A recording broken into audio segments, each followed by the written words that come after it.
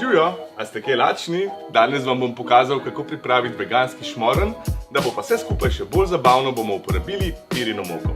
Dajmo kar pogledati, kaj vse potrebujemo. Moko, rastlinsko mleko, gazirano vodo, kokosovo olje, cimet, sol, limonino lupinico in na koncu za lepšo barvo dodamo še kurkumo. Vse sestavine preprosto zmešamo, iščemo pa malce bolj gosto testo, kot če bi delali palačinke. Kurkumo smo sicer dodali zaradi rumene barve, bo pa prispevala tudi k okusu.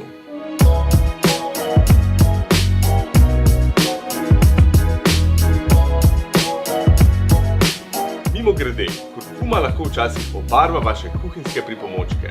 Njeno barvilo je sicer topno v alkoholu in pa v maščobah, ampak recimo jaz posodo svojega blenderja postavim kar na sonce in barva preprosto zbledi. Pa poskuste! Tako, zdaj dobro zagrejemo ponev, dodamo kokosovo olje in vlijemo maso za naš slasten šmorenj. Ko je pečen na spodnji strani, ga obrnemo in malce popečemo še na drugi. Na tej točki ga lahko pričnemo trgati s pomočjo 2 kuhalnic ali lopatk in ga pražimo še nekaj časa.